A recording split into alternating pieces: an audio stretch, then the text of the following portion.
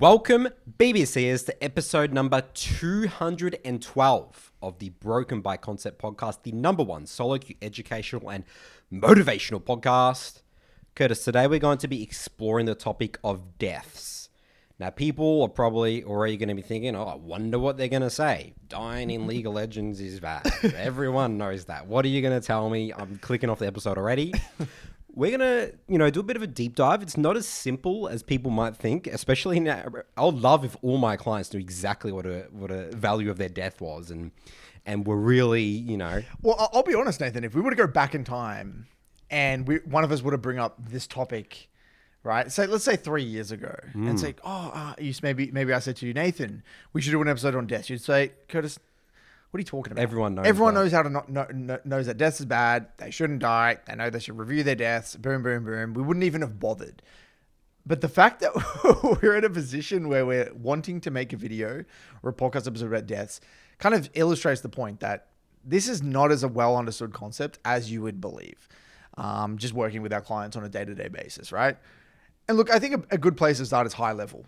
Now, Nathan, you understood very early on in your league career intuitively that deaths were not good because of a very specific reason, and that is efficiency. Because League of Legends at the core of the game is gold and experience.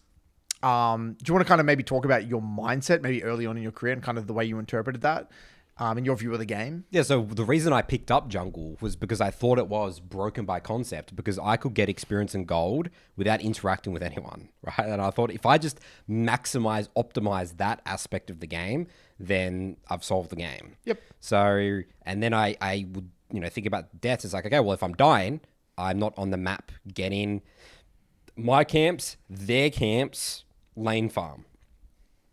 That's really it was the role that you envision being the most efficient possible. Yeah. And I could get massive golden experience leads over someone else by not dying and just being hyper efficient. That was my mindset. That's what I did with Uda back in season 3 that's literally was my mindset. The way I got to rank 2, I was just hyper efficient. And anytime I did die, I was really trying to figure out all my energy. Every single part of it was like, how do I not die so I can get more experience of gold? That's always where I went to. That's how I improved at the game. So I guess a big theme of today that we want to constantly reiterate is, League is still to this day, even though, when you were playing, when you were kind of, I guess, embodying that mindset, it was probably a little bit overkill and it wasn't as nuanced, and you probably weren't balancing aggression with... I didn't understand wave states. I didn't look at lanes. I wouldn't really understand why my teammates were dying. Right, you were overemphasizing farm, resources, staying alive, potentially at the cost of missed opportunities, many other things, right? But I guess to tie back to what we're going to be talking about today, we really want to be pushing the significance of being hyper efficient. Maximizing our golden experience, because that is an incredibly important part of being a consistent League of Legends player. And I guess where I want to start is deaths are they're a large store of information. Deaths tell you a lot. Deaths tell you a lot about what's going wrong with your gameplay. And the way I view them at the moment is that they're essentially a giant signal that gives you the opportunity to identify the underlying real issues. So I think of like the death as the beginning of the review process. Like, I think a lot of people think of a death as the problem itself. The way we view deaths is that deaths are typically a byproduct or made up of many other smaller things that result in the death. The death is actually the end product. It's actually not it's not the start, it's the end. And so we need to reverse engineer or go backwards from the death to identify the root cause. And if you do this well enough, you can start to get very valuable pieces or valuable insights about what is actually going wrong with your play. For example, right? Let's say you die in lane. Well, one of the reasons could be that you're not utilizing your lull states properly. One of the reasons could be poor wave management. One of the other reasons could be poor trading or a missed reset window, overstaying on the map, a lack of understanding of the underlying threat of what that champion can do to you. These are all underlying reasons or problems that could manifest in dying. Now, is this still for you the way you view it, or what's your take on this whole, I guess, specific part of deaths? Yeah, they're a great indicator to peel back the layers and come up with a bunch of principles as like what led up to that death. Jungle is obviously a little bit I'd say, different to lane. And we might demonstrate that in the clips that we go over. Okay. Because, yeah, junglers just have a different sort of role in the game. You know, you're going for you're sort of the one sort of like making things happen in a way. Outside of obviously laners fighting each other, right? You know, you're the big objective fight. You're that. So, you know, I think Death's actually, you know, going the extra layer as well, I think a little bit different from the jungle to a laner perspective as well. Okay, we'll come back to that though. I think We'll that come is back to definitely that, something that we'll talk about. So yeah, I think that you're spot on. That's what it is. They're good indicators. Peel back the layers, and then we can extrapolate principles from them, and then we can get actually a really good understanding of the game. Like a big part of sort of what I'm saying about for jungle, it's not so much about your death as much as like understanding your laner's deaths, because the enemy jungler's influence in things, and like, okay, well, let's say the enemy jungler's not there. Why did my laner die in the 2v2? So you actually, it's again, you're learning a sort of different aspect of the game, like why your teammates are dying. yeah, I actually didn't think about that. I think that's a really, really good point, actually, because as a jungler, you're not the one under threat for the majority of the game, that's right. Yeah. Like if you're dying as a jungler, it's actually usually for a completely different reason as to why a laner dies, right? Because when it's almost as if one is the hunter and one is the hunted. Yeah, right? that's If you a think good way about of it, putting it, right? yeah. Like it's like Alien versus Predator, Yeah. right? Yeah. And so the jungler is the hunter, is the predator, kind of. Whereas the laner is, I guess, the alien in that case. Because when I'm playing mid, I feel like I've just got a giant target on my back. And then the supports and the junglers specifically, their job, or they're trying to kill me. Mainly the jungler, though, right? If we're talking most games. So if I die as the hunted, I'm trying to figure out, okay, well, why was I in a position where I could have died? Where did it break down? Where did my defense barrier or my defense mechanism break down? What was the underlying thing? But if you're dying as a jungler, it's a very different mindset. It's like, well, I'm meant to be hunting other people. Yeah, I forced that objective, or I did a really end of review gank where the classic, I gank a Renekton top, level 60, 1v2s us. It's you're the one initiating times where you're basically dying. Yeah, it's actually really interesting. It's like, so it's usually your error though. Yes, that's right. You're over-forcing something usually, or maybe it was you're being overly aggressive or something like that. It's a very different mindset actually when reviewing your deaths. So I guess tying on to that, riffing back to your initial point, you probably get more value, reviewing other people's deaths. That's where all the learning is. It's probably less so your deaths and more so your laners. Like, why did my mid laner die here? How did I contribute to that person's death? And what does that death, my top laner's death or my mid laner's death or my bot laner's death, tell me about the game state and maybe what I could have done, or even I could have done better to respond to that, right? Is that kind of Well, if your laners are dying, that as a jungler, you're losing options, right?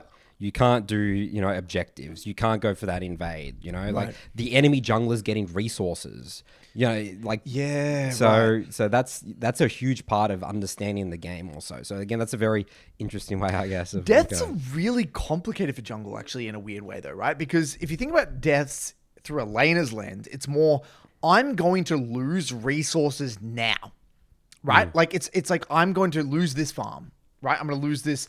I'm not going to get this wave, right? But when a jungler, when you're looking at it from a jungler's perspective, it's not okay. Well, okay, let's first talk about if you die as a jungler. If you die as a jungler, I guess you can lose camps, right? You can, people are going to take junglers. Maybe it might take your camps. But it's probably less so what you're losing immediately and more so what the enemy are gaining.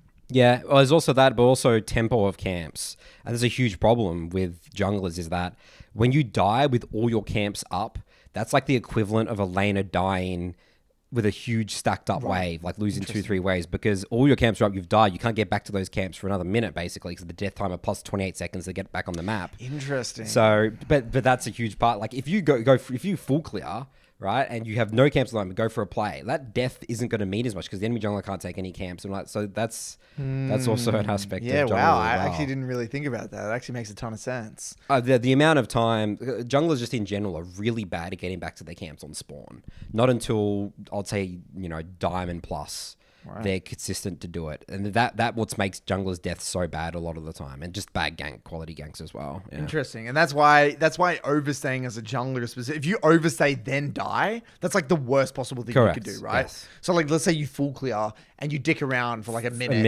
and then you fail gank. That's like beyond end of review. Or it's play to play to play. So it's like play, maybe it might go well.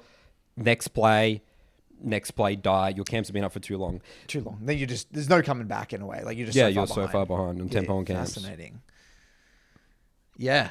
But like tying back to what I was saying before, I was saying how like when you're reviewing, say the jungler killing your laner, it's not that you're immediately losing something though. You know what I mean? It's not like your camps are still there. You can probably still get your camps, but it's more that they're getting ahead. They're getting ahead. Well, it's reducing, It's giving them win condition and you're losing win condition in a way. Someone's strength, right? Yeah. So, and you're giving them resources. So it's making your job more that's harder. Very different. That's a completely different mindset though from a laner's perspective. It's like, I'm never really in the mindset of like, oh, I die. And then it's less them getting ahead and more me getting behind, I guess, is the way I view deaths. I mean, maybe some people think about it differently. It depends on what sort of a jungle you're versing. Like your mindset, if you're a really, herbivore jungle or whatever, just farming camps like Carthus and stuff, your job is to minimize your laner's deaths rather than get ahead because you're just scaling up, right? Yeah, you're trying to slow down the pace of the game. Yeah. So we'll come back to this later because I do think dying changes, like the impact of a death alters massively depending on the role, the champion, and the game state, everything. Like we'll get into that timing later on. Game, all that, yeah. But just quickly touching back to the whole reverse engineering technique, just to quickly outline that, when you die, if you follow that process, it goes, okay, well, I died. Why did I die? We're talking in the post game, right? Why did I die? Well, okay, well, why didn't I foresee that? Like, what could I have done to foresee that? How could I fix that next time? And then you get the learning. And then you employ that learning next time. You just go on, next game. Again and again and again and again. You're basically trying to distill the key fundamental reason as to what was the root cause of that death. What's the key juicy takeaway? Such that you can employ that into the next game. That's really what we're trying to do here. So a lot of the time when people look at this like process, a lot of people would come to the conclusion like, most of my abilities, I could have outplayed that. And then the other questions that you're going to come from that, you talk about the root causes, like, is this even a fight that I should have been taking? Was it high percentage? Was it low percentage? Well, I think a root cause can also be micro. I mean, this is where the micro-macro framework really comes into play. Sometimes your takeaway from a death might be, well, I just needed to use my let's get specific. Let's say I'm playing Hwei. A jungler's there. They can't kill you as long as you use your EQ to fear them away and run away. You fat finger and use your EE instead, or you press the wrong button and you don't get your EQ off in time. Well, you might argue that, maybe there is a macro component, but fundamentally the core problem of that death would be micro execution, right? Yeah. So some people are not content with that, though. They're not content with the takeaway being a micro problem. Yeah, I always get uncomfortable when I say satisfying. That in a review as well. I'm like, that's just the reality, But people might be thinking that's like the most common mistake. No. But that doesn't happen as often. If you're making really good decision-making plays, you can actually stuff up execution a little bit and still get kills. And I would say most deaths are not micro. Yeah. Most deaths are back. The macro component outweighs the micro component most of the time. Yeah, if I did a ratio of my reviews, it would be like 75%. Yeah, it would be more so like the actual decision-making for that death. From a jungler's perspective, at least. Now, one of the topics we actually got into in our recent case study was this whole idea of high value deaths and low value deaths.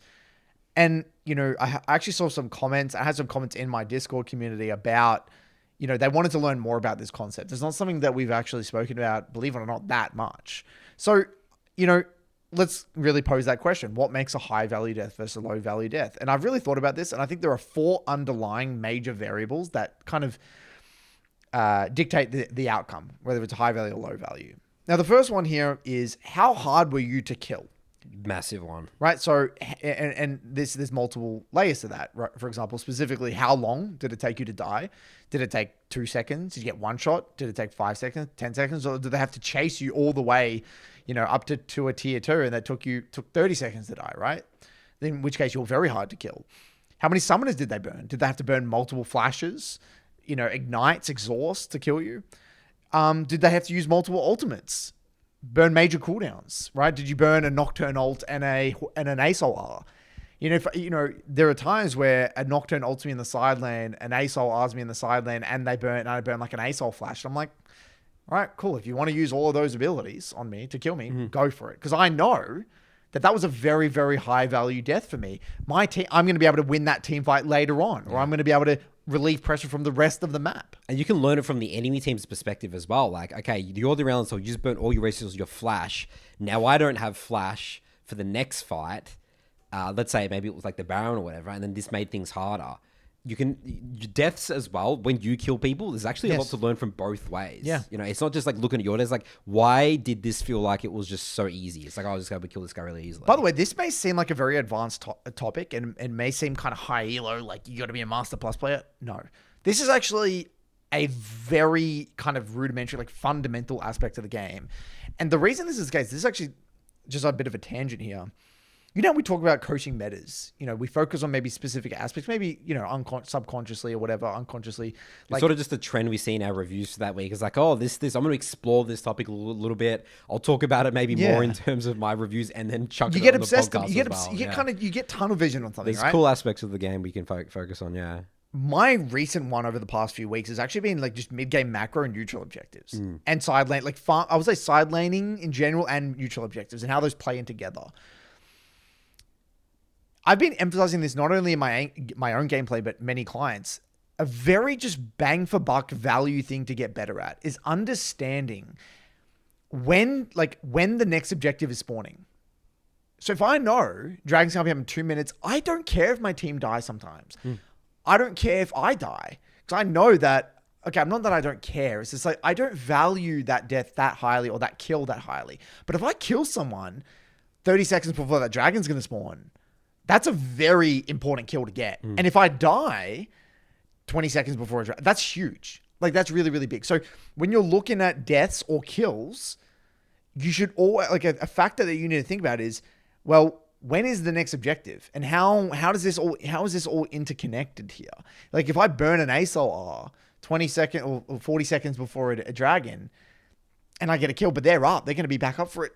Do I really want to do that? That has to be a very valuable kill for a bounty or something to make up for that. And that's something I would talk about commonly with platinum players, emerald players. Yeah. Yeah. Now people will be sort of respond to that saying, well, this is solo queue. There's fights happening all the time. Wouldn't it be beautiful if the game was literally just like locked? There's no objective up. No one's allowed to fight. It's like everyone's got like shields, like, in June, like the shields and stuff like that. That's what people like. Well, what happens? That's not realistic for solo queue, right?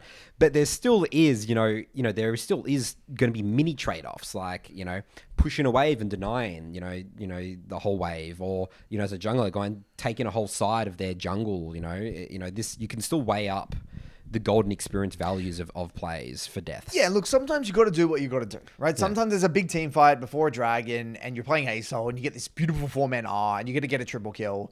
And, but yeah, they're all going to be up for the dragon, but it's like, I just got a triple kill though. Who cares? Yeah. You got to weigh it up, but it is a variable that needs to be considered. And there are going to be moments where it's like, you know what? I probably don't need to go for that kill. I could. And I mean, this is quite common. Like, I would say it's relatively common. Like, it's like, I could maybe try and solo kill this guy. But at the end of the day, if I burn my eye here, I'm not going to have R for that dragon. Yeah. Like, you will be surprised how often that scenario especially players that are really far ahead. They, like, I could just visualize it and, like, let's say, you're a mid laner or a top laner, because I've gotten so many kills this as a jungler, because I know when people are going to fight. This Renekton or whatever, theoretically could kill this person from full HP. They'll go for the all-in, because going back to it takes too long to kill him. Then you're ahead as the Renekton. You've tried to all-in this Yorick, and then you've just put yourself in a vulnerable position, used everything, and then the enemy jungler will come and kill you, because it just took too long to kill. Because people love that idea.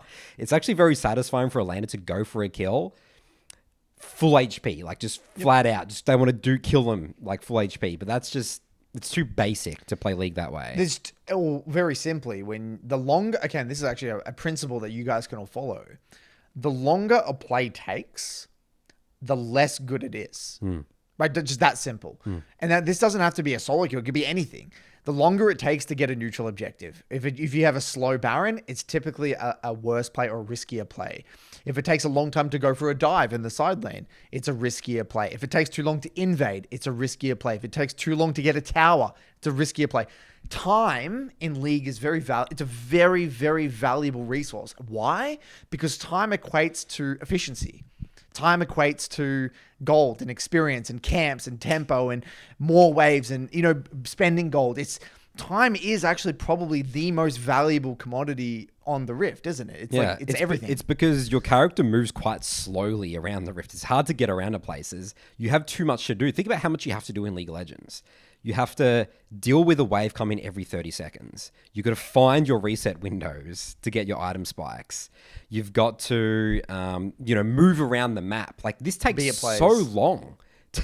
You're really committed when you're even just moving to a location on the map, right? It could be end of review, literally just walking to the wrong place or just missing opportunities. And you're spot on. And this is actually why I'm actually so fundamentally drawn to champions that have abilities that can impact the map. That's why I love Talia.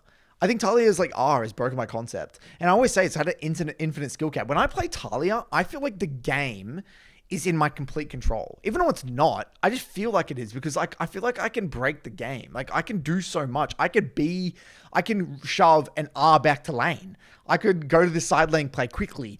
Your passive gives you movement speed when you walk around next to walls, right? So it's like, you're just like fast. You can get the quick, clean kills. Things don't have to be extended. Like, if you're very, or maybe it's also, it's forgiving, but I wouldn't say it is. It's not. It's just like, because if you know what to do, if you know how the game works, these champions like Talia and even towards ASLW, I think ASLW is just such an insanely good ability. Yeah. Anyway, that's a tangent point. But going back to the high value and low value, just to reiterate that first point was just how hard were you to kill, right? So the second one is, what could your team be doing on the map while you're dying?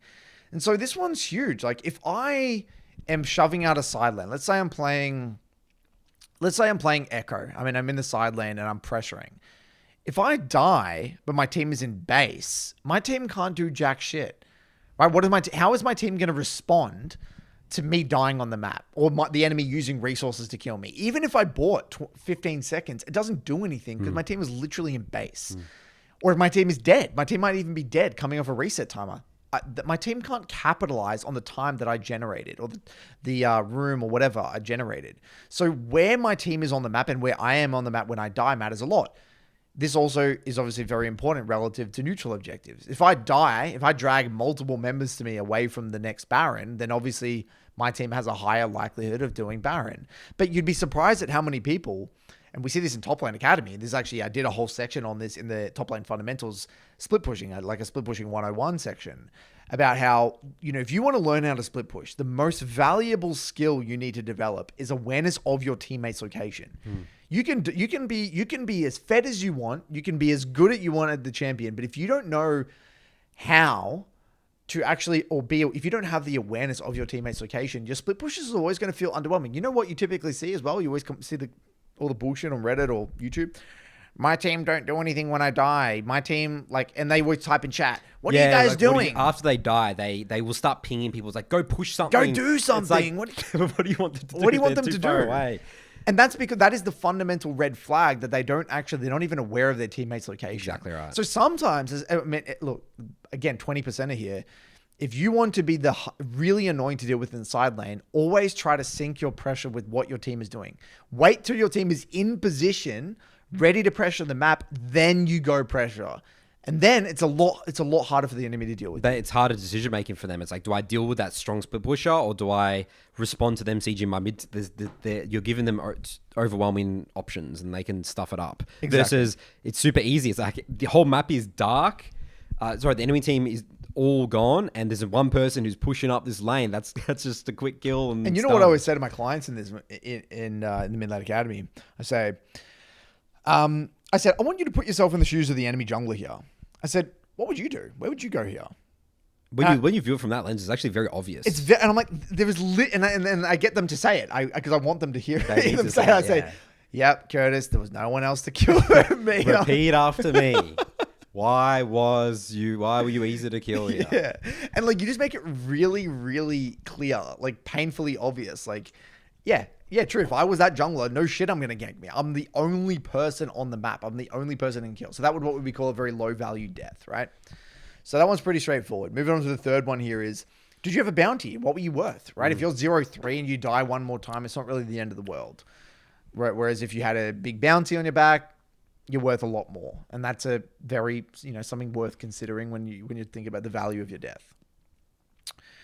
And Did you, the fourth one here, did you clear the wave or get an objective or a tower for your death? And what does that gold actually mean? So there's a bit of a two-part thing. So let's cover the first one, which is, did you clear the wave? Or like you were mentioning before, have you already cleared the camps?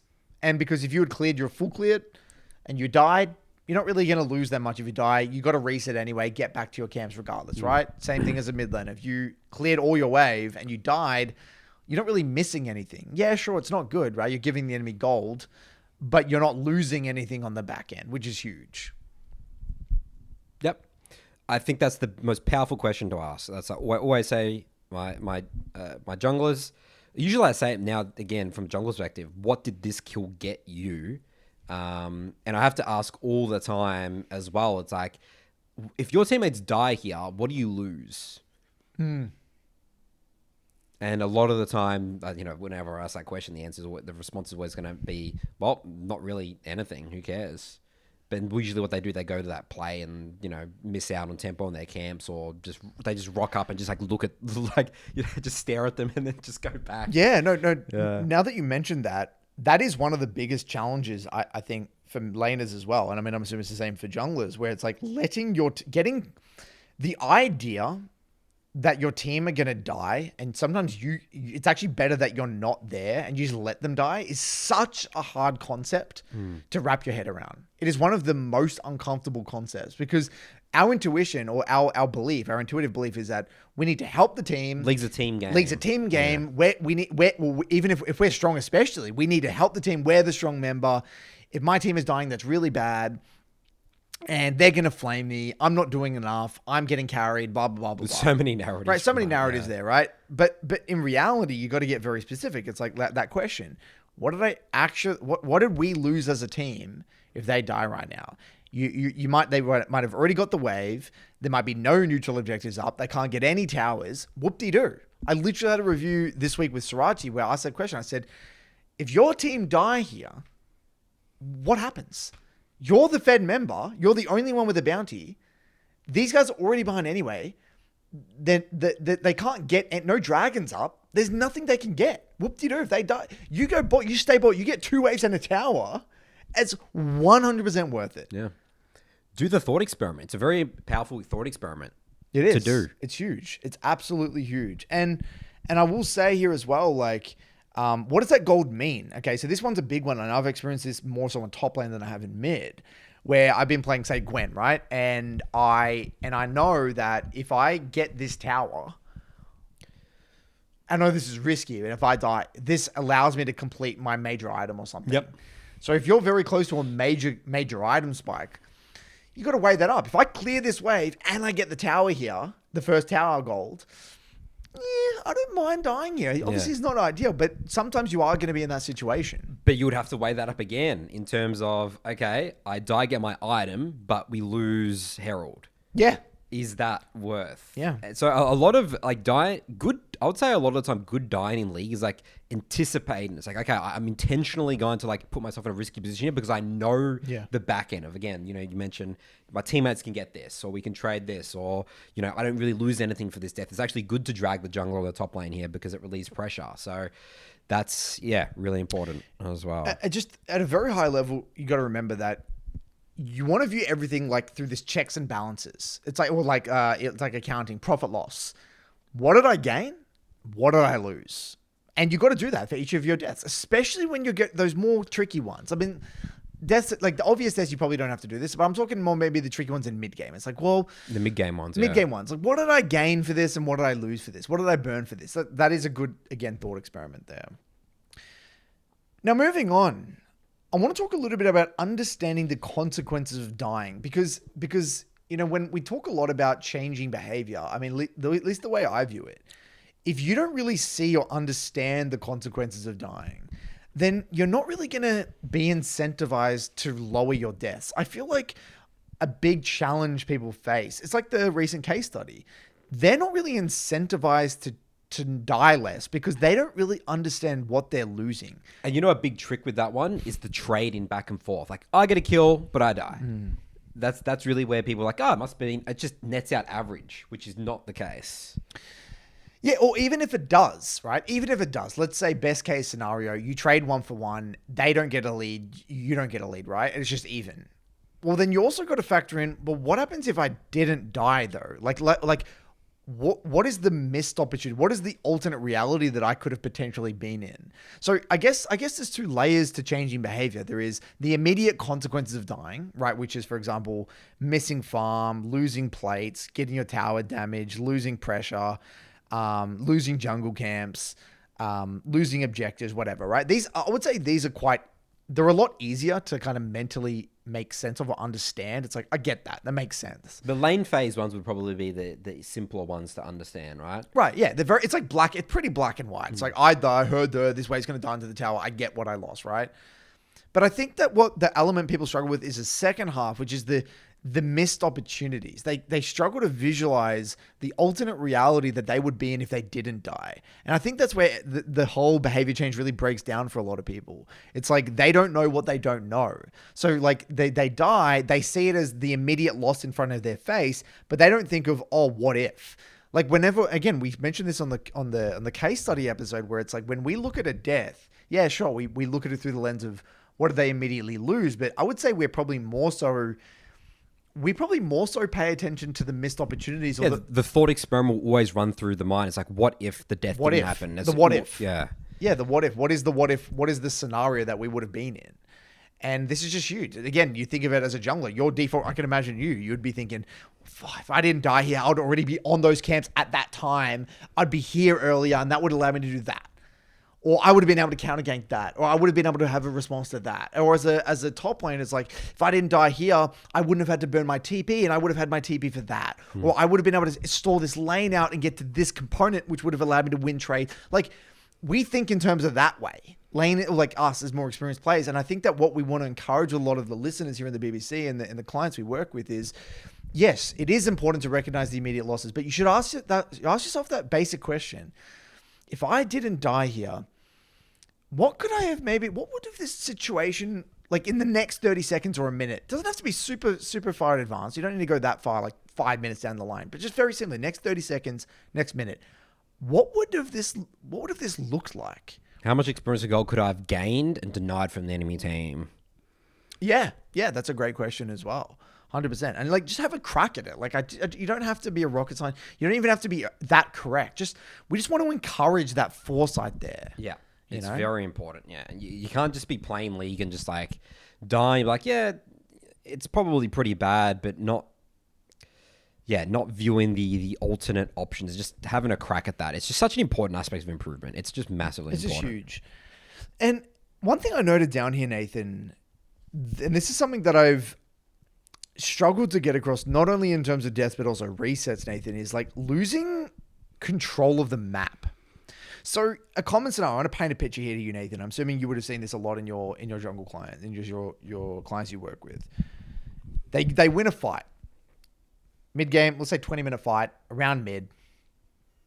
And the team decide to siege the tier 2 mid. And so the death timers, let's say, maybe the enemy are coming up in about 15 seconds or something. And 15 seconds. And the enemy, your team, move up mid, they shove mid wave, and they start sieging the tier 2, trying to rush that tier 2 tower. Now, the death timers are now approaching 5 seconds, 4 seconds, 3 seconds, and then we just finished the tower. You're like, yes, we got the tier 2. Now, everyone's trying to back off. Maybe someone goes to Raptors, so maybe one person's like maybe trying to clear a ward here or there. Someone's trying to get wolves, whatever. You got the greedy recall. Or maybe someone cancels a recall because they get cancelled or whatever. They realize, oh shit, I can't recall there. And then everyone slowly recalls. The enemy are now fully redeploying on the map, and they shove out the side, they shove out the waves, and now you've lost, the map goes dark now. We view that as a disastrous situation a lot of the time. Even if you got the tier 2 tower. Even if you get the tier 2. Why is this, control Nathan? of the map. Why is it? Why do we value that, Nathan? Because having control of the map's always important. Why? Because that allows us to get objectives. It allows us to be in control of the situation. So then we're not dying. Vision control is really important. What else? I'm curious to see what you think. Because we view that. I think we're pretty aligned. Control of the map is more important than. Yeah, because when we think, like, we value control very, very, very highly. Yes. Because control, it's like a two-part thing, right? It has a defensive component where you prevent the enemy from making a play onto you. You can see what they're gonna do, right? They can't get caught off guard. You have more information about options, way more options defensively, but even offensively, right? If you are up in tempo and in control, you have more options in the future, right? You're gonna get back onto the map first. You're going to have probably more access into their jungle. You're going to be able to prevent them from shoving out sides deeper. You're getting access to more waves, more camps, more vision, which leads to future picks and future plays. It's like a long-term investment in a way, right? That's what it's kind of, I guess it's both. It's defensive, offensive. Yeah, that's a good way of putting it. So the short term is like we get that tier 2. Yeah, we get a surge of gold. Great. That's amazing. The downside though is that really worth the loss of map control? And I think that this is what people fail to understand with deaths. If they die, it's the loss of resources, it's the loss of the immediate, but it's also the loss of future control a lot of the time. And the control of the map is massive for setting yourself up in the future. And limiting mistakes. It's like defensive. It's future-proofing the game. It is, isn't it? It's like building the foundation of the game, or building a solid structure. Yeah. It's a high percentage way of navigating mid-game. It's really interesting. I guess you could also frame that in terms of efficiency, like recalling, not going for that tower, just keeping on the map for pressure control. It's interesting, this podcast episode, it's all about deaths, but we've spent half the time talking about other things that are connected with deaths, right? So it's just going to show that the deaths aspect is a good indicator, like we said at the beginning, high level, but it's tied into all these like really important other aspects, like the efficiency and tempo. You can't talk about deaths without talking about efficiency, can you? No. And it seems like every single thing we're talking about here is efficiency, gold, waves, tempo. They all go hand in hand. It's the game. Yeah. It is actually the game. And that's when you know it is a fundamental topic as well, by the way, because everything keeps coming back to that. Tempo and efficiency and resources, that's when you know it is a fundamental concept. If everything keeps coming back to that, that's when you know that is at the foundation of what League of Legends is actually about. I thought that was interesting. Now, I wanted to... We touched on this a little bit. So we'll circle back to this, which is now... Deaths, meaning more or less, depending on the champion, role, and game state. Now, you were mentioning at the very start, Nathan, that you feel as though dying... Can you kind of talk about maybe dying... Is dying mean more when you're playing a high, like kind of like a farming-oriented jungler, or does dying mean less?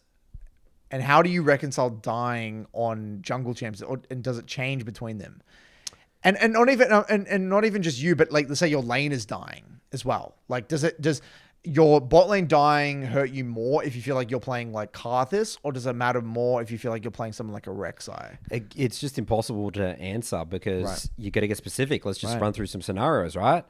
Let's say I'm reviewing a Karthus, full clear, decides to recall and just keep up hyper efficiency and go back to, go take the enemy raptors and then do another whole sequence, and your bot lane dies, but they trade, let's say your AD carry dies, but they successfully pushed in the wave. They don't really lose that much for it. Versus I full clear, I see the enemy bot lane stacking up a wave. I know the jungler's around.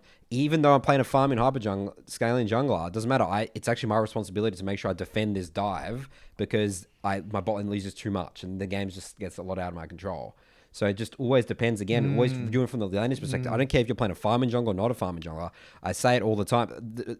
The farming junglers really have a hard time grasping this because farming junglers have built the intuition to not read lanes. They just want that cookie cutter kind of response. Yeah. I'm a farming jungler. This is what I need to do every single game. I need to get back to my camps and spawn, and there's no nuance to it, right? Right. They're not getting specific.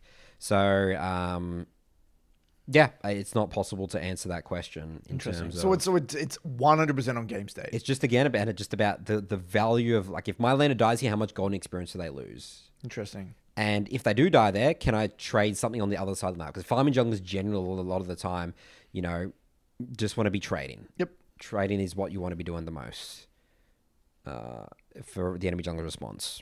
So what else you got here? So you've got roles. You want to start with roles even first. Roles. Like, I mean, just, okay, well... All right, so for, let's say jungle and support, right? So support's especially engaged melee supports, that they run around usually with high deaths, right? I think you're right, Nathan. I think it depends. Okay, I'll give you an example recently that happened whereby I was reviewing a game where this Lux support roamed mid and died, but the bot wave was shoving out. That's a really, really, really bad death for that support because their 80 carry gets completely... Can't get minions. Yeah, annihilated, right? Then the 80 carry down gets zoned and goes down like 3 waves. It's like, that is a disastrous death. Now you may say, oh, he's just a support. They can go, they can still be impactful with a lot of deaths. Well, yeah, but that's a game-losing death. Like, that's huge. Like, your bot lane's now out of the game. Your 80 carry's out of the lane now. There's no coming back from that. So I think, yes, as a general rule of thumb, champions with more utility, which inherently is, goes in hand with supports, right? Because their kits typically have more utility. Deaths on champs with utility mean less because you're still going to be able to get your utility off, right? A Tarek who's 0-5 is still going to be able to press R. A Leona who's 0-5 is still going to be able to press R and get a stun off in a fight. Or even mid, I'm talking for that matter. Like, you've got Galio, it's better to be 0-5 on Galio than it is 0-5 on Orianna because at least Galio might get one rotation of it, get a stun down or whatever, an ulti down and get an AoE taunt. So the more utility, the less impactful deaths are, I guess, if you will. But I think, again, that's not really practical information, though. That's just bullshit. What actually matters is the situation of which you die, which time back to that Lux support, that death. That's a game-losing death, regardless of how much utility you have inside your kit. So I think, again, echoing what you said about the junglers, it's the same thing, I think, for every role. Every role, yeah. I mean, top laners, right? So I always like to use Evelyn with the example with top laners because Evelyn, I say to Evelyn players can get lots of Magi stacks to get really fed off top because tops are typically full melee champs that even if you build MR against, usually they're against an AD champ, so they usually build in like still caps or tubs, right? So Eve players can kill top laners really easily. So if I'm a top laner and I keep dying to this Eve and she's getting all these Magi stacks, then that's really bad. Like, they have a really good win condition. Especially if my jungler can't respond and do anything to that. Top is, I would say, the outlier role in a way where... Not outlier. I mean, I just from my experience playing top lane, I just know for a fact that dying in lane and top matters way more than it does in mid. And that's just because of the length of the lane. It's so much harder to unbreak a freeze, right? Like, if you die in a really bad way in top... I mean, sometimes there is no counterplay. I literally had reviewed a clip from someone in the TLA where it was like this. He's like, this is the situation. I've died. My jungler's pathing away from me. The Darius has a freeze. I can't unfreeze. And I said, look, man, there's actually no solution. There's zero counterplay. You're playing Gwen. There's no neutral up. Your jungler's on the other side of the map. You can't gank mid. You can't even 1v1 the jungler. You can't unfreeze. You're screwed. It's over. As in, like, there's no counterplay. And sometimes it's hard for people to reconcile with that, but that is top. Sometimes top is like the role, the only role that I've played where I genuinely feels like you're in scenarios quite often where if you make a mistake, there is zero counterplay. It's on them. It's on the enemy to mess up. Now, you can do little things, right? You can do gimmicks. You can maybe, take a really bad trade to get them shoved in the wave. Sometimes you might even suicide for the wave to break the freeze. You might proxy. You can proxy, things like that. You can use your R on the wave sometimes. There's small little tools you can do, but sometimes there is simply no counterplay. And so what I had to do with him and say, look, man, let's just go back and see why you're in the situation. We need to figure out why we're in the situation. That's the root cause. That's the real takeaway here. So, but I will say, like, in mid, if you die, no matter how bad the matchup, no matter how bad the scenario is, it's not really like that bad because the size of the wave. I mean, mid laners aren't going to freeze for that long. And even if they do, you can typically stay in XP range. You can typically ward and lean very easily. The length of the lane. Length of the lane is so short. And you can complement your jungle quite easily a lot of the time. There's always things you can kind of do. But you don't really have that option in top lane. You're kind of stuck on an island a lot of the time. So deaths in the lane phase as a top lane, I'd say, are really bad. Yeah. But then top laners sort of have a bit of a luxury, though, of like once the tower's broken and dragging pressure on the map, the whole split push, the Baus thing in the mid to late game. Yeah, it's interesting. Again, I think this ties massively onto game state. Game state. Right, Because if your top laner dying once again in the side lane and your team isn't able to capitalize on that pressure thing, then it just doesn't matter. Or right? even how well your champion fares in that game, right? So, for example, okay, so let's say you might think, you're playing, a Lowy, right? And you're thinking, I could just die 5 times and I'm still going to get to my key spikes and pop off. Okay, but what happens if you're versing a lane matchup that doesn't allow that? Like, what happens if you're versing a matchup that can actually match you in the side? Like, what happens if you're versing something like Gwen? And, you give Gwen 3 kills. It doesn't really matter how many kills you get as an Alawi or, like, how much farm you... Like, Gwen is still going to be able to match you throughout the entirety of the game now. Like, there is no coming back. But maybe if you were versing a Darius or something, or a Set... Yeah, you could probably die 4 times, and at some stage you're going to win the 1v1, but that may not happen in another game. You see what I mean? So again, it just depends, I think, massively on the champions involved. So look, League's a very complicated game in that sense. It is. And this is, we hate to say it, right? But in reality, like you do need to get specific. You do just need to get very specific. It always comes back to It that, always just doesn't comes back to that same thing. So you had here as well, dialing, there's a scalar versus non-scalar. Yeah, like I wrote that maybe as a point to talk about, but I actually don't think it's practical. I think, again, it all ties back to your initial point. It just depends on the game state. It depends on the champs involved. It depends how they died, how you died, how the champs interact in that game. I'll give you one more example here to riff off then, Nathan, right? There have been games where I'm playing Cassiopeia, right? I'll use Cassiopeia as an example because Cassiopeia is, I would say, a more niche champion, whereby Cassio, the way you want to think about it, there's many champs in the game like this where they have amazing games from a compositional perspective or absolutely terrible games, okay? You can have comps where it's like, I could get behind and I can die twice, I could die 3 times. If I died in a relatively high value manner and I got my farm, I can pop off still. Because you're so good into that team. I'm just so good into the team. Yeah. There's a low range comp. They have to run into me. There's a lot of 80 carries and low range champions. I can pop off. I got frontline in my comp. As long as I diet and farms relatively well, I could be rough around the edges and I can be incredibly impactful in that game. There are other games where I'm playing Cassio and I'm versing super high range and Ezreals and Luxes and just all this high range, non-committal stuff. I can basically make one mistake and the game is out of my control. I feel like I'm completely useless and there's nothing I can do. And so, that's where it ties into compositional perspectives. I don't think it's scaling versus non-scaling because scaling, and this is something that many people understand, is that scaling it's not based off necessarily stats. Scaling is, in my opinion, more so based off the way champs interact. Right? So, for example, you get a game where you're playing Xerath and you theoretically you have insane damage, right? You're 6-0, you can one-shot anything, but you're versing a very kind of slippery side lane oriented composition. You're not going to scale that well. You're not going to be able to do much because they're not going to give you the front to back team fight. They're not going to give you that ability to get your damage off. So you may say, well, doesn't that mean Xerath doesn't scale? I'm like, no, there are going to be other games where you're going to feel like you're the best champion in the game. Because there's no threat on you. There's no threat on you, and they have to group. They have no engage, and they can't play side. So it just depends. So you can't it's not helpful to view scaling through this like kind of binary lens, binary damage-oriented lens. It's purely based off, or not purely, a huge contributing factor to the scaling is compositional interactions and how the champs fundamentally interact. And that's a hard thing to wrap your head around. It's not neat and tidy. So that's why I don't really can't answer that. Oh, so your last points here, Curtis, was we need to both have an active hatred of dying through internalizing the consequences of dying and resulting in missed opportunities, but we must balance this out with an active desire to find our limits and min-max our output. Really important for learning new champs, I'd say, right?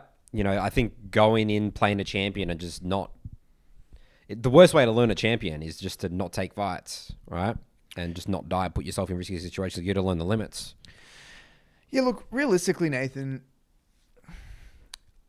the mindset within League holistically, it's very finicky. It's very hard to find the middle ground. And it's hard to find the middle ground when it comes to deaths. You can't be tiptoeing around the rift, scared to take damage and scared to die, because you're never going to find your limits. You're never going to know what your champ's capable of, and you're going to plateau. But you can't go around the rift not valuing your life and not, not being, I guess, afraid to die in any way, shape, or form, because then you're just not going to be impactful. You got to find this middle ground. It's like, yeah, I don't like to die. I think dying is really bad, and I understand the consequences of dying, but I also understand the consequences of not pushing my limits as a player and with my champion. And you got to find that middle ground. And most people tend to over-index on one side or the other. It takes a long time and good quality reviews and thoughtfulness and intention to find that middle ground. But that's the ultimate goal. Like the long-term goal in everyone's journey should be, how do I min-max every aspect of the game? How do I min-max my efficiency? How do I min-max my damage output? How do I min-max my pressure on the map, my impact? How do I get juice the value out of my kit? And the only way to do that is to, again, you're really going to have to die a lot. You're going to have to make sense of those deaths a lot. And there's no way around that. But we have a tendency, because we have these painful experiences, right? You're going to have those games where you're going to go 0-6 and you're like, I don't want to die again. There's no way around it. And that's the tricky part. That is the tricky thing to find the middle ground with. You've got to learn. I mean, the only way that I sort of was able to figure out how to min-max, especially the whole level 3 Rek'Sai thing that I did back in the day, season or two ago, was just really screwing up a lot of invades, just running through all the different scenarios and then figuring out, what's the correct thing to do in each scenario. And the only way I would do that was, again, utilize the death as the indicator. It'd be like, okay, what could I do differently next time? There was a person in the TLA recently who's been having a really rough time with Mordekaiser, and he's feeling really beat down. And look, I'm not that guy that's going to sit there and give you pat on the back and blindly encourage you to keep getting in more games. I don't really want to do that. I don't want to be that guy. I want to be realistic, right? I'm like, I tried to say, look, you're 40 games deep in your journey. You're dying a lot. You're losing a lot. Okay. Like, I think that, like, where a lot of people start to get beat down, Nathan, is because they're not really making sense of their deaths. And I think if you're not really taking the time to try and get to the root cause of your deaths, it's the fastest way to make League unfun. It is 100%. Yeah. A League can become very, very, like, just miserable. You make it miserable. Well, think about it. The most basic is, like, you're off the screen. You're in base. It's so painful to be in the screen. You can't play. You've got a grey screen, and you're just seeing your laner, like, getting stronger. Right? That's not fun. That's why you have to... Every death makes sense. Your own deaths make sense, and also your teammates' deaths make sense. A lot of people like to think it's like, oh, everyone's just inting and running around and just dying. That's not how League actually works. And it may not bother you in the short term by not making sense of those deaths, but it will bother you in the long run. It always catches up. And I think that's what's happened to this guy. Yeah. My argument with him is that I don't think he's really made sense of his mistakes and his deaths. And now it's caught up to him. Now he's losing his mind thinking, oh my God, nothing's working for me. I'm like, well, what's not working for you? You need to get specific. If you're dying in lane, what's going on? Where's that coming from? Are your waves fucked? Your trade's not good? Don't understand matchup. You don't understand your match. Your resets are messed up. What is going on? And if you can't answer that question, if you're not even attempting to answer that question, of course you're going to lose your mind. League is going to feel like the shittest game you could ever play. And we can't make it feel fun. It's on you. And we're happy to help. We'll review those deaths with you if you can't figure it out. But it's a two-way street. You have to at least attempt and be curious and try to break those down. And you don't have to do each and every one of them. Just the first two is enough. Honestly. So, yeah, if you're feeling like you're getting beat down in your journey, you need to bring it back to how do I have a first consistent 8 to 10 minutes and reduce those deaths and make sense of those deaths. A lot of information in deaths. Beautiful. Should we look at some examples? Yep, let's go ahead and take a look at some examples.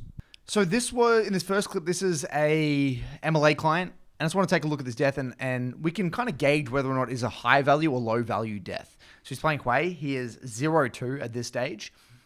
And he's kind of clearing the wave here with his QE. Clearing the wave. So he gets basically all of that wave very, very close. I think he only just misses the cannon on the back end. Now, if we take a look at this death, right, he was already 0-2. Okay, he was already 0-2. There's no neutral objectives up, right? So there's no neutrals up. And he got majority of the wave. The only minion he didn't get was just the cannon. Now, look, is this a good death? I wouldn't say it's a good death because your jungler's clearing Krugs. Your jungler's not in a position to do anything. Your top lane is dead. And I believe your bot lane actually had a freeze and was zoning the smolder. So yes, if you were to play more conservative, your team would get a lot from this. And it would be very valuable for you to not die to this support roam. But at the same time, when I look at this death, it's not like, I don't view this as like, oh, this is a really bad death. You're not losing that much for this. This isn't like game changing. No, this is not a game changing death. It's annoying. All right. It's annoying. And it could be obviously great for you to stay alive and you could waste Lux's time, right, on the support roam. But realistically, I would say this is more on the side of a pretty high value death rather than a low value death. Yep. I'd say, yeah. Middle ground, maybe. Maybe just a little bit. I'd say a little. If I had like a scale of 1 to 10, of 10 being a great death, 5 being just average, it might be like a 6. Yeah, somewhere in there, right? 6. Like, I wouldn't say this is a disaster. No. So this one is me playing a recent game of Lux into Syndra. And I knew Lee Sin was on the bot side of the lane here. So I thought I could just heavy lean on top side and survive. I couldn't sidestep the stun. It was a nice stun. Lee Sin comes through. And look, I buy a little bit of time here. It takes me a while to die, but I end up getting chased down and I die here deep on the Raptors. Now, okay, we'll keep playing it out. I just want to show you now. So now look at where the wave is. The wave's actually slow building towards me. So by the time I get back to lane, if we fast forward here, I basically get all of this wave. So this is a death that, yes, it's annoying. It's definitely not good for me, right? I wouldn't say this is a good death, but it's really not that bad. And like when I reviewed this, it's like, okay, yes, it's annoying and I could have played this better mechanically. I should definitely needed to have some better horizontal movement here. But Lee Sin wasted a lot of time for this. Like he burnt a lot of time, in my opinion. Like it's not a quick death. So that from the time investment wise, the wave's coming into me. And yeah, it's not really I don't view this as like the end of the world from a death perspective. Yep, because you're allowed to get all the minions. Exactly. I'm allowed to go to all the minions. Now, in an alternate reality, let's say the wave was shoving into the Syndra, this would be game losing. Like, I have no TP. Syndra could then freeze. This would be like an end of review, complete end of review. I'm out of the game type death. What happens if there wasn't a next wave come in and you lost 6 minions here? That would be that'd be a very bad death as well. Yeah. Yep, exactly right. So again, I would say we rate this, again, I would say maybe like a 6 or something, something like that. Yep.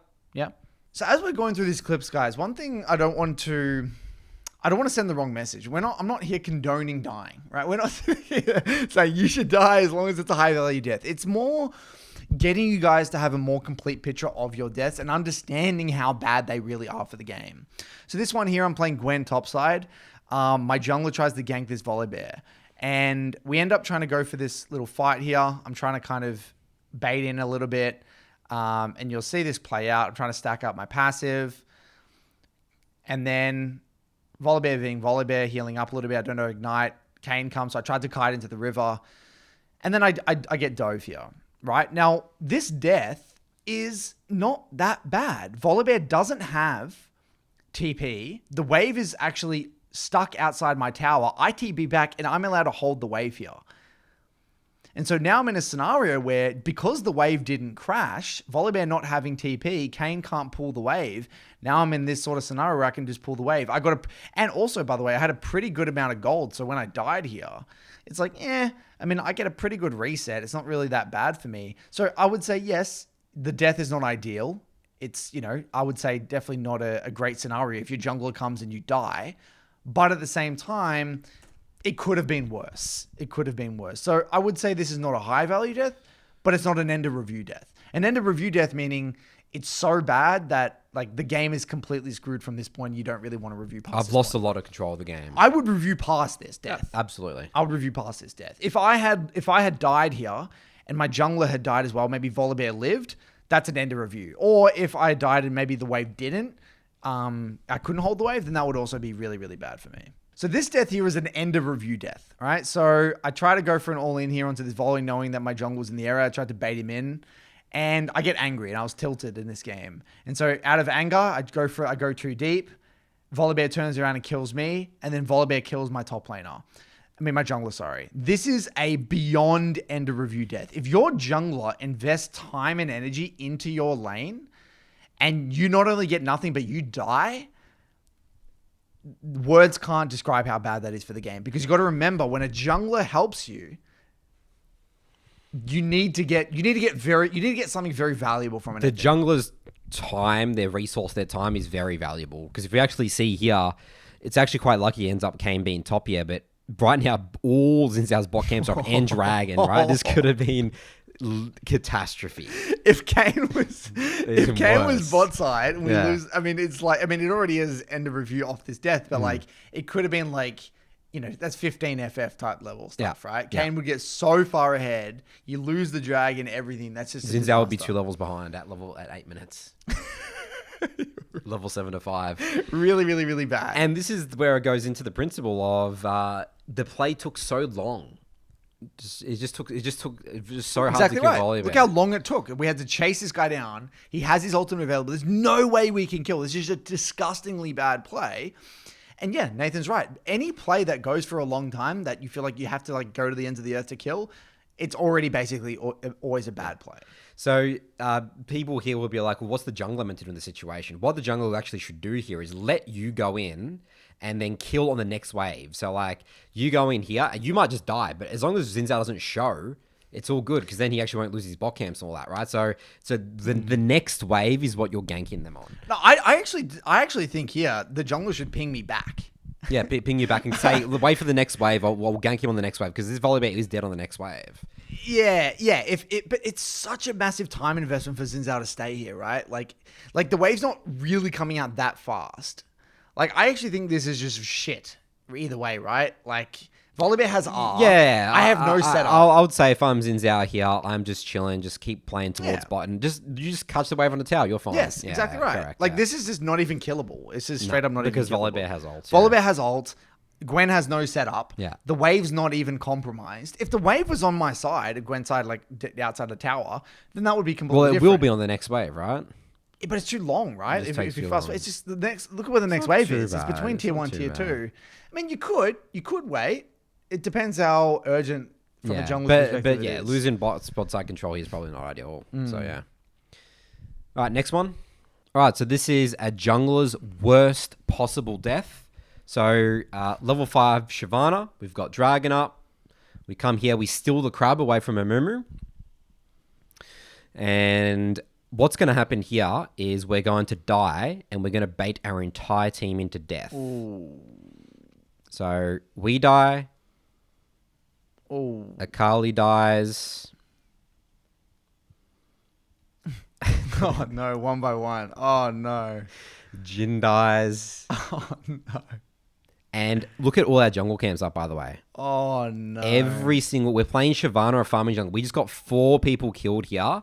Oh no. And we're going to lose Dragon. So think about, this is the worst. This is every possible worst death. So because you've got no prio factors- bot, right? This is the... Yeah. Your Akali's not even in lane yet. you're against a level 6 Amumu. You're level 5. You're just basically completely coin flipping this crab. This is just the typical jungler losing a game for a crab. This is why I say that junglers create so much chaos. They ruin games. It's very easy to end reviews from junglers. So what does you want to do here? Just literally go camps. What I'll do here specifically, Sit around because they have control of bot side and all that sort of stuff, I'll just do Raptors, Wolves, Gromp, see if they do Dragon, and then I'll come here and then take the top camps if Amumu does Dragon, those for an extended play, right? And we're just playing the farming, we're getting our camps off tempo, just chilling, scaling up, right? Yeah. That's all we need to do here.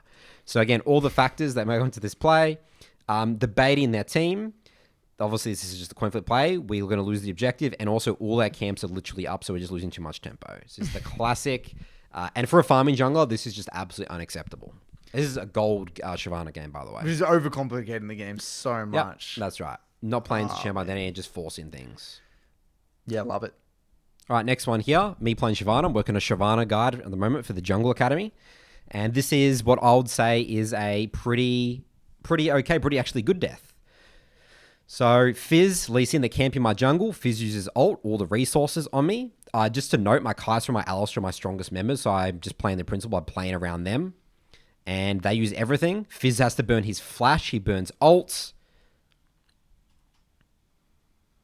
Yeah. I mean, that's from a Fizz perspective, that is so bad. Yeah. That is really, really bad. So even though I die there, and then we actually kill the Lee Sin here as well. And they look at all my waves; they're all pushed in. We lose no objective. They killed Bam, so that's a good example there. They use so much resources on me, and they don't have a wave to play with. Yeah. That it's actually a fine death. And also, I'm playing around my strongest members here, so they're going to be able to back me up. And yeah, exactly. I think the one thing I like about this is that you're within proximity of your team. So because if your team weren't here, right, or they were in base, this would be a really bad death, this would be a bad death, yeah. Because your team wouldn't be able to punish because Lissandra's in base, your Kaiser Ali would be in base. They could just get the kill, get the wave reset, spend it'd be really clean for them. But because, your team's in the area, you can take the risky pathing here. Even if you're like, oh, could they be in there? It doesn't matter either way. So I love this. This is a really, really high value death. All right, moving into our Skool post now for the week. This one comes from James. The title of this one is When I Try to Climb, I Can't, and Vice Versa. Any suggestions? Hi guys, I've been experiencing a conundrum and was wondering if anyone else has experienced this or has any tips. So the best way I can describe this is that when I make a mindset shift to lock in, I experience a gradually building abundance of stage 4 issues over the course of anywhere between 20 to 100 games. And it starts to leak into performance. It gets to the point where I'm fed up and start for funning. I'll queue up and play whatever.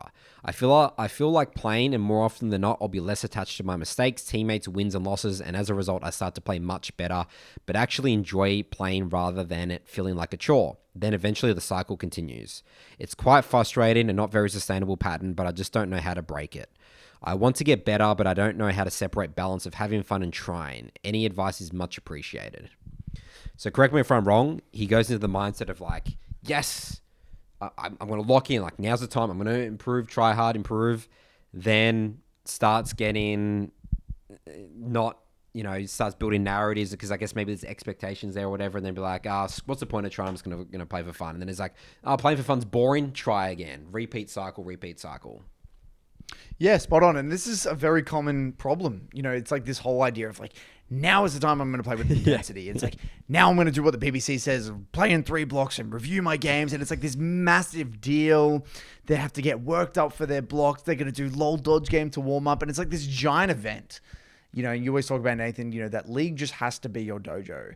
And it just has to feel like you're just, clocking in, getting your 3 block, getting the reps in and going. If you're feeling like every game is game 5 of a world's final, you're doomed to fail because A, it's not sustainable. B, your expectations, your emotions are going to be so jacked up. It's just fundamentally, so really simply what's happening is that you're getting these massive spikes in emotion because you're so emotionally invested in the outcome of each and every game. You're not adopting the student mindset of just going in, expressing your best self, having a crack, taking the learnings and moving on. Just problem solving and just... Because people confound, they join together the idea of playing with intensity and increased likelihood or chances of winning. But in reality, we don't actually, and this is a bit of a bold take, but I'm just going to say it outright. The whole premise of playing with intensity, the main reason, right? I'm saying the main reason we play with intensity and, and try hard, whatever, is not because it's going to increase our chances of winning. It's because it's going to increase the quality of the learnings. We just want to get to a position where we're playing to our level. Exactly right. But if you're not playing to your level and if you're not expressing your best self, then fundamentally you can't take good quality learnings away from a game because you're not going to be able to look at the review with conviction. You're going to look at the review and be like, that's not really me. There is no sense of accountability. There can't be any sense of accountability or responsibility for your mistakes if you're not playing with intensity. If you can't honestly say that was my best self, that's the main reason we do the 3 blocks and play with intensity.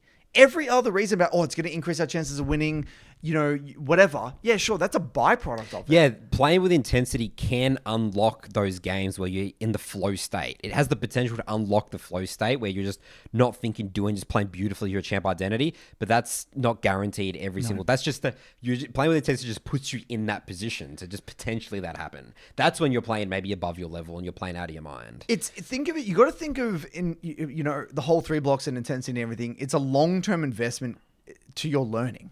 That's really what it is. it's such that you can get the max bang for buck value learning from each and every game. It may not actually increase the likelihood of you winning a game at all in the short term, but it will in the long run. And that's the tough pill to swallow. But people come in thinking, now, look, I've been playing with low intensity for so long. Surely if I play with intensity now and I lock in, I'm going to massively perform better. And you know why, by the way? I mean, look, you obviously will get some sort of performance increase. I'm not going to deny that. But you know why the performance increase typically isn't as much as people think? Is because League is fundamentally a game that is largely played with intuition and muscle memory. So playing with more intensity isn't going to drastically change the output of how you perform in the short term. And very much. And if you're always playing low intensity, you've basically built up all these intuition and habits. That's actually basically just your level of play probably at that point, right? Like it's not going to increase that much. Yeah, it's not going to increase that much. Because that's just you as a player. You don't suddenly go from 0 to 100. It's just not how it works. No, you might improve by 5%, 10% with playing a little bit more intensity because maybe you're using more lull states, you're not alt-tabbing as much, sure. But that is just marginal. That's going to be a very marginal increase in your level of play. It's mainly going to be, again, the quality of your learning because you're going to be playing with more intention. You can make sense of your decisions more. It's like, I made this decision because blah, blah, blah, blah, blah. But you wouldn't have had that possibility or that line of thought in the post-game if you didn't play with intensity. All right, so let's read some of the comments here. Elena says, don't play to climb, play to learn. Climbing is just a side effect of getting better. It makes a lot of sense. If you try to climb and give it your all, you suddenly end up with a lot of expectations and fears around LP. And winning potentially makes you play worse. Tilt in you or lead into you, force in stuff to make sure you win. When in reality, you most of the time need to be very poised, patient, calm to consistently make the right decision. It can really help to set yourself in-game learning objectives you want to improve and review those after a game.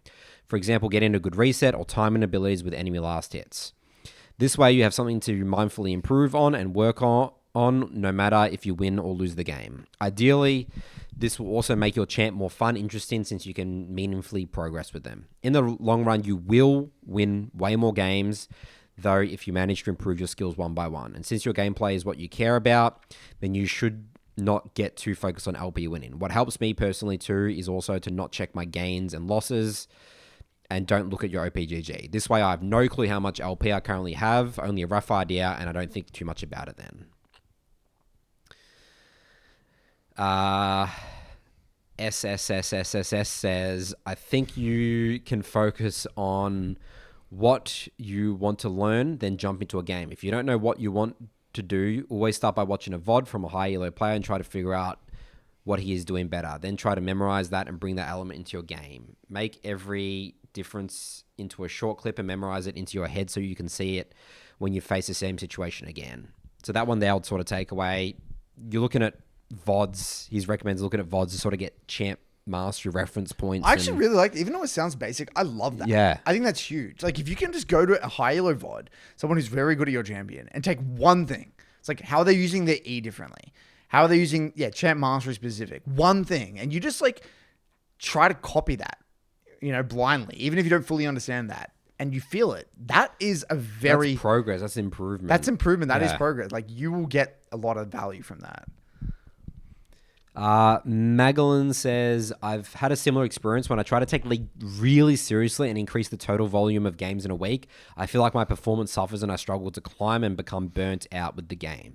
But when I've done like 2 blocks instead of 2-3 blocks, I've had a much better relationship with League. I feel like regardless of how much reviewing or educational content I consume, if I'm not fundamentally having fun, then I'll just inevitably keep falling the same cycle and not climb or improve. But you know where this all comes from, Nathan, right? Is that people get really motivated. They listen to a BBC episode and they get, fuck yeah, I'm going to start my process finally. This is it. This is the week that I'm going to magically turn around my climb and I'm going to, and they get super motivated. But motivation is like this, it's like this short-term burst of fuel and they go hard. They don't really think about sustainability at all. Inevitably, if they're going in, again, with every game being a Game 5 of a World Final, it's not sustainable. Emotionally, it's not sustainable. And so they're going to burn out inevitably, right? And then this guy's burning out and then going back to normal games and then rinse repeat. Oh, I'm sick of normal games, listen to another BBC episode, go again.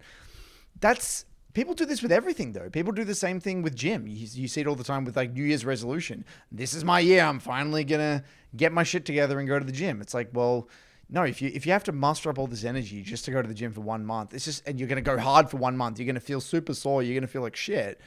You're not gonna sustain that for a year or whatever. It's just not sustainable. You need to ease into things. You don't even if the end goal is that you would want to play every game with 110% intensity. It's just not feasible if you've just autopiloted for years. Like, you got to ease into it. It's like, why don't I just review my first death? Why don't I just try to play a 3-block and not review? Just rock up, like just start somewhere small and just slowly add on to it. And you don't want to get in the habit of going from 0 to 100. That's just not going to end well. It's not sustainable. No. Habits. It's all about, humans are very good at, once we get into the habits or a mindset or approach to something, we're very good at sticking that. But the building that part's the hard part. Exactly right. All right. Well, that's it for our Skool post. If you want to join our Skool community, links in the description below. You can go to skool.com and type in We Will Teach You League or League of Legends. Mailbag time. Away we go. Welcome back for Nathan's Mailbag. Jingle, jingle, jingle song. Alrighty then. Our first question here comes from Jacob. Hi guys, a little background about me is that I've been playing League for 12 years and consistently Diamond since Season 7. Up until the end of last year, I was mostly just mindlessly playing and going through the painfully slow subconscious learning process. Recently, I found a good healthy rhythm where I'm able to identify an issue and actively work to solution it in 3 to 5 games. Everything has clicked and I hit Master in 50 games with a 66% win rate. Now I'm finding I just think about the game in front of me and I'm not deliberately practicing any aspect of the game. I still go back and will look at deaths and internalize those mistakes, but for the most part, I'm consistently winning games without going into a game saying, okay, let's focus on last hits or when to use this ability. My question is it reasonable to go periods of time where everything's great and almost like a maintenance phase where I can just play without loading into the game, trying to improve some big fundamental like trading positioning? I'm winning games, I'm putting up good scores, and I'm happy with my performance, but when the games start not going well and I'm losing dying a bunch, I hit a road bump and make a huge fundamental mistake 5 games in a row. I can identify a gap and seek to improve it. To me, it feels great to let loose until the next road bump and to let the intuition take over and play. Hope to hear your opinions on this. Okay, so I've given the Master Plus journey a lot of thought. I'm going to kind of give you a few tips here. Jacob, right? Yeah, Jacob. Okay. So, climbing from Master Plus, there are many layers. The first challenge or layer that you need to reconcile is the whole reducing self-sabotage. Most people, I'd say actually 99% of Master Plus players stay at the rank they are at currently, or at least have been stuck at a rank because of large amounts of self-sabotage. And the reason for this is that the Master Plus journey is so brutal. You're only improving very small things, and it's small differences in the game. It's very mentally taxing. And because you're not really, when you're in Master, there's no giant division jumps. Like when you're in Emerald, like you say, I'm Emerald 4, and now I'm Emerald 3. And like you see kind of your improvement manifest in rank changes. But in Master, it's like, well, now I'm 50 LP or 150. It's just like you're still Master. So there's no like visual representation really outside of the LP number of like you're changing. You don't really feel like you're still versing probably similar players. It doesn't feel like there's much happening. So there are many reasons why self-sabotage kind of comes into the journey. So you need to be really honest with yourself. Make sure you're reflecting a lot, staying on top of your relationship with the game, and making sure you're not going through these prolonged stages of self-sabotage. And that's where like accountability partners, like having someone that you can talk about with your journey and stuff, helps a lot. And again, I've been very vocal on this podcast about how Nathan helped me many times in my journey with my self-sabotage. Especially remember that phase where I went through the lack of chair mastery, where I couldn't even recognize what I was going wrong in my games because I wasn't being objective. I'd lost my mind, and Nathan would say, "Well, what are you doing, Curtis? You're dying to basic ganks, right?" So I think there's that first layer, managing self-sabotage. The second layer is that yes, it is okay to go through extended periods of time where you're not necessarily focusing on anything and you're just kind of developing muscle memory and letting what you currently know manifest in the game. So, you might just feel like, I kind of know enough. I feel like I'm better than most of these people and I'm winning majority of my games. You don't really want to overcomplicate that phase of your journey, and you just need to get in reps. And I think there is parts of your Masterplus journey where you just like, all right, I know enough. I know I can win games. I just need to get more games in, see more scenarios, let my intuition develop, let my habits sink in, and just get really good at executing what I currently know, and just really work on the consistency of your fundamentals. That is completely fine. So you will go through those phases. Would you call that maintenance mode? I wouldn't call it maintenance mode though. Mode. You're just not plateaued. You're just kind of just rock and rolling. Like we call it just rock and rolling. You're just rock and rolling. You're in the rock and rolling phase, whatever the hell that means. You're just getting in the repetitions, and you're expressing what you're basically expressing your current level of play, and you are slowly refining and developing habits, but not learning new concepts usually. You're not really there's no massive game-changing things that you're learning. It's not like, wow, I learned this whole new concept and this is game-changing. It's like, no, I'm still reducing my deaths. I'm still, getting better at assessing, from a jungle specific, reading map states, or still getting better at using my lull states. It's just the basics, right? That will be a part of your journey. And then the third one is, you need to identify things that better players do than you and hardcore focus on them. And this is where you would be purposely overwhelming your mental stack, or specifically focusing on it in certain elements of your play. And so, for example, I've done this many times in my journey where I have huge things missing in my play that I would focus on. I would look at Chovy and be like, okay, well, Chovy's doing this better than me. He's doing these horizontal movements, or these fast and short, long and short clicks. He's doing some specific aspect of the gameplay, or she's playing the side wave. He's doing these 2-wave cycles instead of 1-wave. Like, there's a specific element of my play that I need to get better at. And this is why it's very important that you watch high-level players who play your champions and play your role, to get inspired and identify new elements of play that you need to work on. And you'll go through that period for a little bit. And so you're constantly cycling through these elements of reducing self-sabotage, what you call maintenance mode, but we don't call maintenance mode. This is essentially refining of the fundamentals, and then phases where you're purposely learning new skills and overwhelming your mental stack. And it's just rinse, repeat. Yeah, I think with League, you're either getting better or worse. I think there's no such thing as staying the same, because especially, and I'll say this for all ranks, it doesn't matter where you're coming from. Like, Master Plus obviously is very hard. It's hard, as you said, it's hard to see the progress. So that's going to sort of mess with your narratives and stuff. The moment you stop actively having things with intention and trying to improve, you're just going to be getting worse. You're going to be developing a lot of bad narratives. You're just going to be running around the game and just doing whatever, right? I have, the way that I've used maintenance mode, I have done maintenance mode in my journey, but I use it as a psychological trick to remove expectations.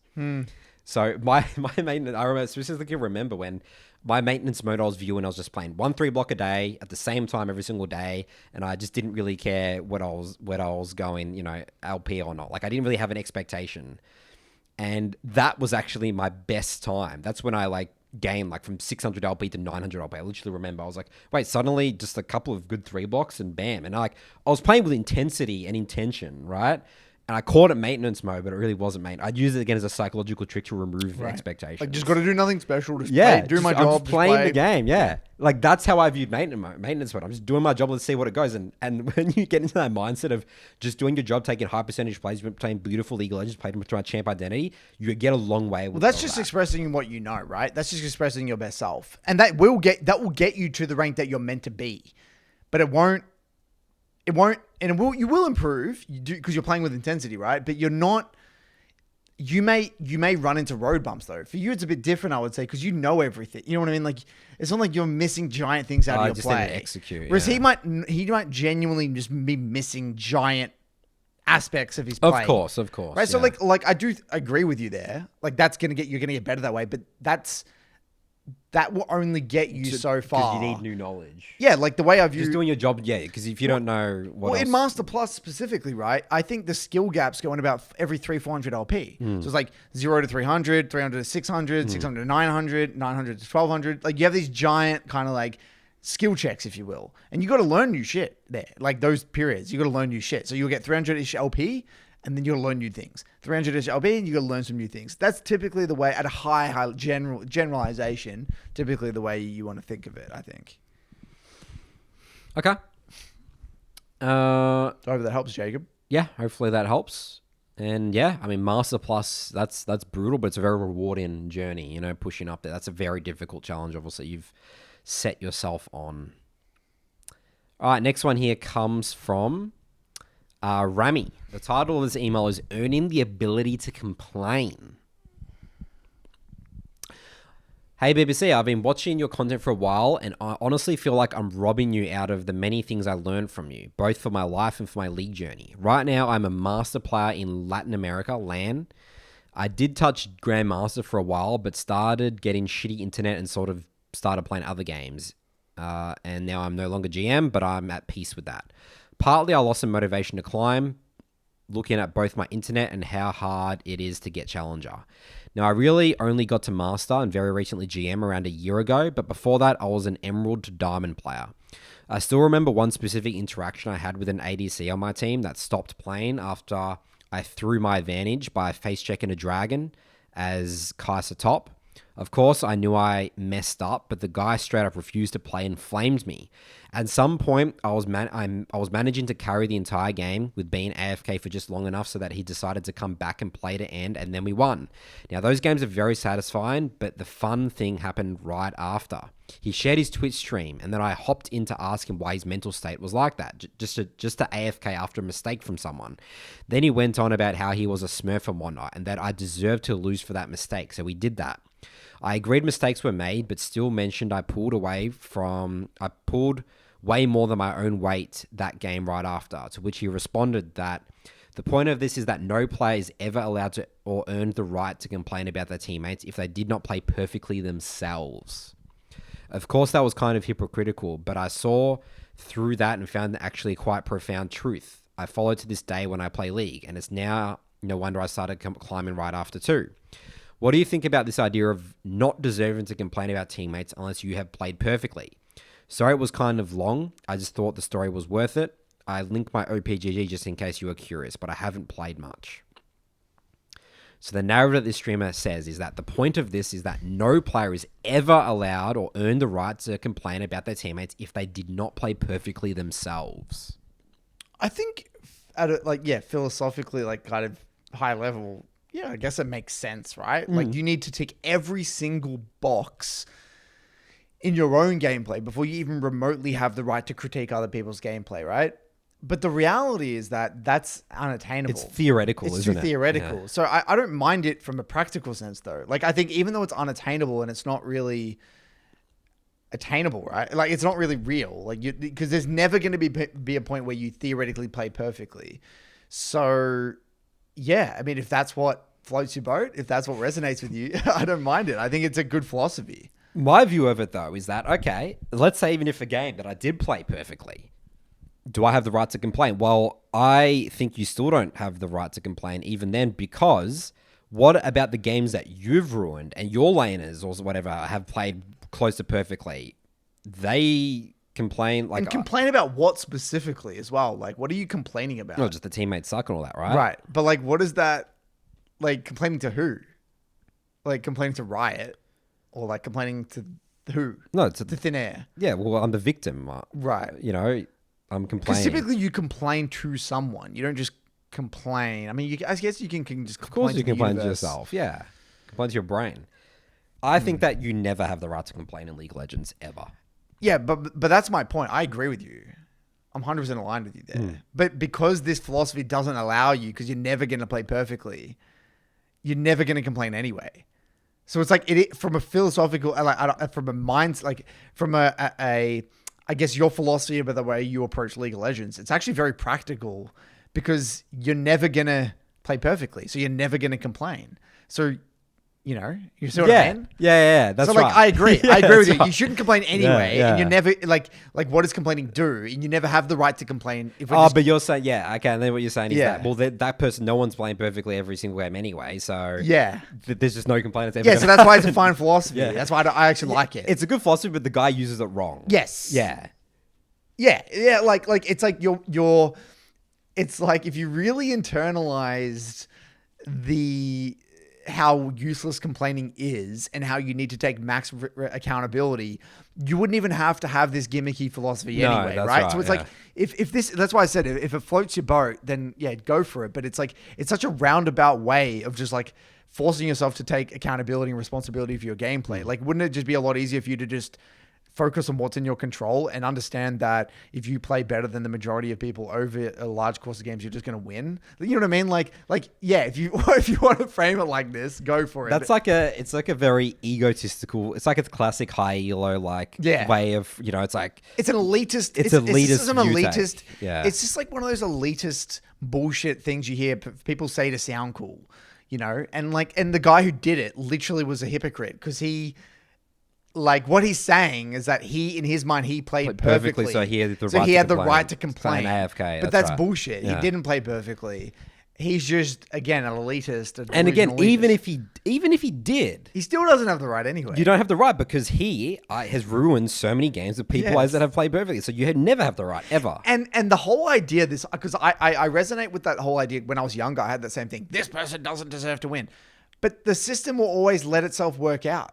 Right? You don't have to. If anything, you're ruining the way the system works by impeding it. You should just let the system work the way it is. Because the way I view it, if someone on my team plays poorly and wins, right, it's to my advantage. Because that means I can get that LP from that person later on. Exactly if they're really that bad and I carry really them, exactly right. You want bad people to get the LP because that means when the matchmaking goes again, that person is going to be on your level. You want to be in that game because then you're going to be likely versing them and then you're going to be able to take their LP. Yeah. So if you're actually getting very technical, you want bad players to somehow get lucky and win because it makes your life easier. It's like a market of like money. It's like it's like distributing wealth. Like it's distributing it to. It's the system works as a whole. This is what you got to wrap your head around a league is that it's like if you look at isolated cases, the system may feel like it doesn't work, but when you extrapolate it out at a high level, it does make sense. It's kind of like, it's like capitalism as well, right? Like capitalism, it's like there are cases where like certain situations feel unfair, but at a whole, it is fair and it kind of does make sense. It's like, but it only works if we're all playing the same game, like it's like one of those sorts of systems and you just gotta go with it, right? There's no other better model out there. No, it does a good job. Does a pretty good job at scale. So yeah, right idea. I always say this in my reviews, by the way. Right idea, misexecuted. That's what this email is. Legit. This mindset. Yeah, exactly right. All right, well that's it for our episode today, everyone. Good work. 3 blocks process. We'll see you guys next week.